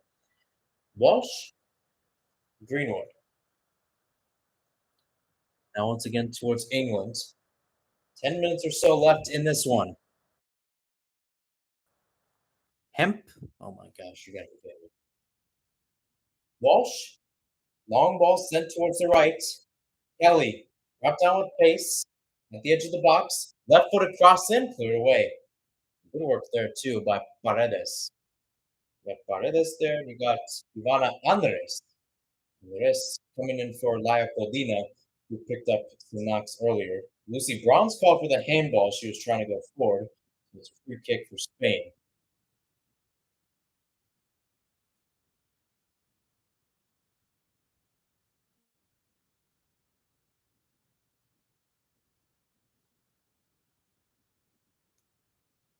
You can tell the energy in the room has entirely shifted towards Spain. They're the ones chanting. They're the ones up on their feet right now. They understand what's at hold. Carter shielding off Baruelo. Still battling around. Goes towards the right. Good forward, only as far as Puteas. Puteas taken down off the ball. Vilda wants a foul, and he'll get it. So another chance here for Spain. And again, this is a dangerous spot. The first really attacking set piece opportunity that either side has had that has not been a corner kick or penalty. And Vilda will calm down for now. Looks like you'll have Lauren James in the wall, Teresa Abellera to swing it in. 5 minutes through stoppage time, about 8 minutes left to go. Spain can get a goal here. Then 3 points, and Gloryland is calling their name, and they're pounding on the door.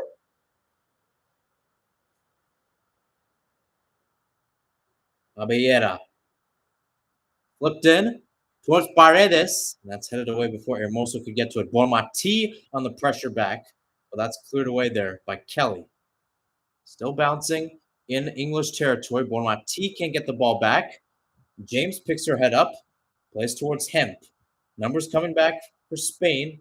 It's about a 4-on-6 right now as Hemp continues to roll on the right.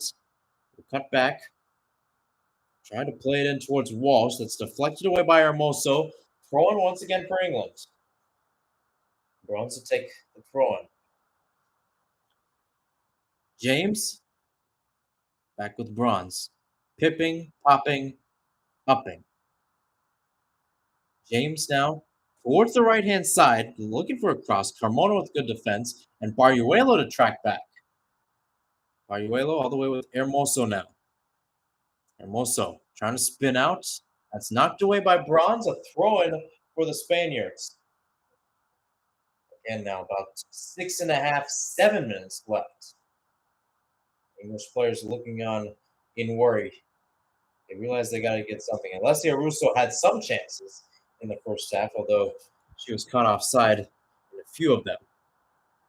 Stanway pokes it away from Carmona. Throw in for Spain. Once again, left-hand side in the defensive third.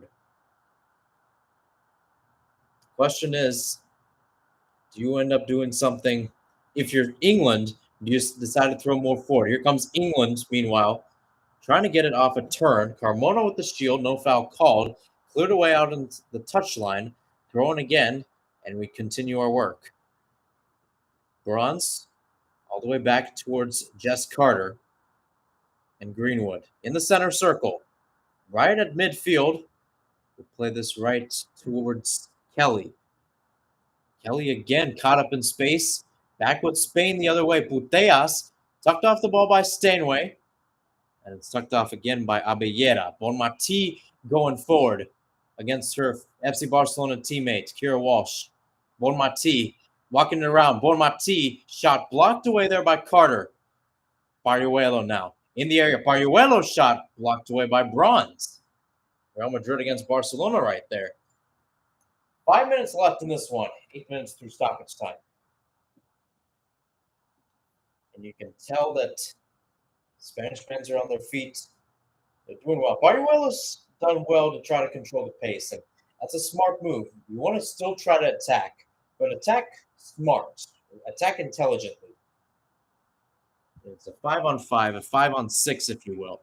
They're not trying to bring in extra numbers.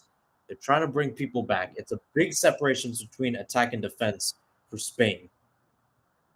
Avellera, corner sent in, headed away. Greenwood and Carter in the mix. Deflected off of England, that is the country England. So Spain with another corner kick, this time on the opposite side of the pitch. And now the Lioness supporters start to look and worry. They need a goal quick to keep their hopes alive.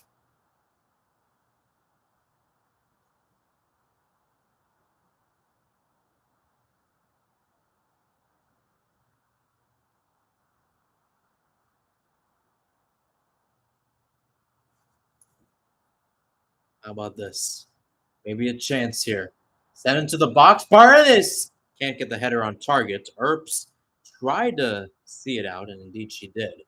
So back with England. She's wasting no time to get this ball back in her arms, get it set up, and going forward. England has 3.5 minutes left if they want to try to salvage this game.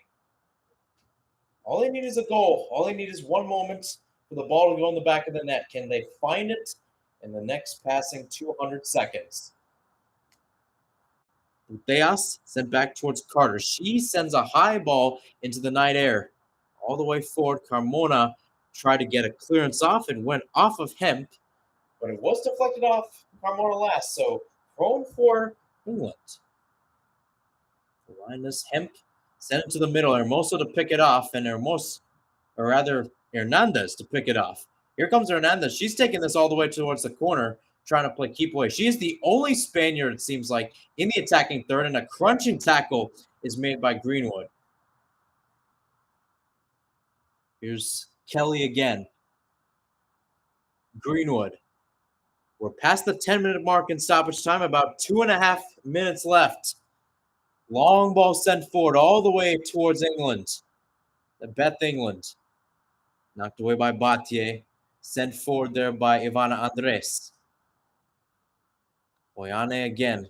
Trying to play keep away. They're at the midfield marker. Hermoso goes down.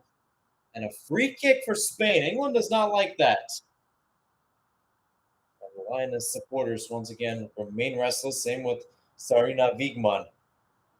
She's seen heartbreak at this tournament, at this level once. She doesn't want to see it again.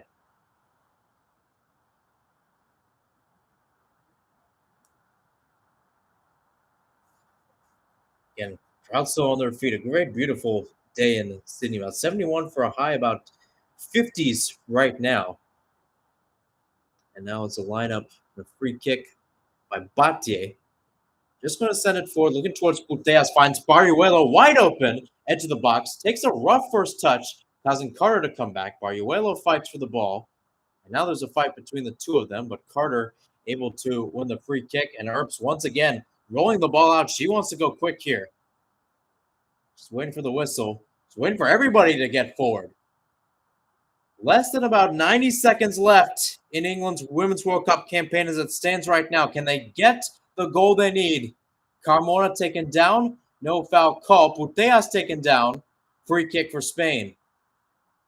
Carmona down on the pitch too in some pain. So looks like they might need some treatment or it might just be time wasting. One of the two. Trying to see this one out and deny football from coming home once again.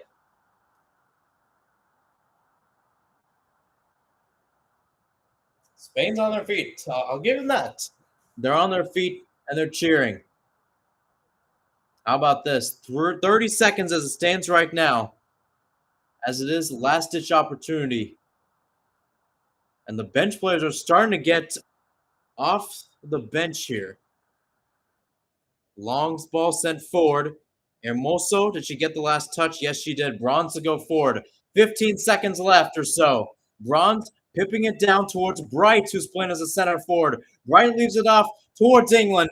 England into, or rather Hemp into space. Hemp can't find England. That's pipped up towards Batye. Bright down, cleared away by Bonmati. England maybe with one last opportunity. Let's see. Meanwhile, got Teresa Abellera down. The Spanish players are waiting for the final whistle. And now it looks like there will be a check. Check to see how Teresa Abellera is doing. She got a little bit of collision. Actually, it was on Nabati, I should say. She was the one that initially got it. And Abellera with the collision there with Bright. Maybe one last opportunity, a long throw coming from Jess Carter. This is pretty much it, folks. This is the match. Carter into the box, headed away. Stanway back into space. Kelly into some space. Bonte with the touch, it seems like. And we got a corner kick. Everybody going forward. Vilda is trying to say that there's time going. Herbs is going forward. Everybody is in that box, it seems like. Here we go. Chloe Kelly to take from the left-hand side. This one swung in, caught by Katakoi. They're waiting for the final whistle. Will they get it? She cradles the ball like a baby, and that's it. Spain has won their first ever major tournament title, a 1-0 victory over England. They have entered the realm of the Golden Age. Golden Age secured, title secured, and a Women's World Cup realm achieved. Welcome to the realms of major tournament winning. Welcome to the major tournament winning. Welcome to the realm of winning a Women's World Cup, La Roja. Enjoy it, soak it all in, and matter when it matters most.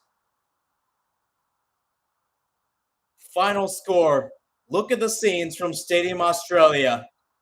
Absolutely great right now. And heartbreak for Mary Earps in England. They put up a good fight. They truly did. After football came home to Wembley Stadium, they went thousands of miles away to try to go. How about Olga Carmona as well? Olga Carmona came off the bench, did not play that much, took the captain's armband in the semifinal with Oriana Hernandez on the bench with suspension. Came in, got the winner against Sweden, and got the winner today to give Spain their first ever major title in the women's program. Great moments from Stadium Australia. It's what you love about this Women's World Cup. And how about Alexia Putellas as well? So many ups and downs. So many ups and downs in this program. So many ups and downs with the players involved with it, both with the boycotts and then with injury standpoints, as was the case with Alexia. But it all ends in a victory. It says something about life. When adversity throws you something, you still go forward. It doesn't stop you from being shut off.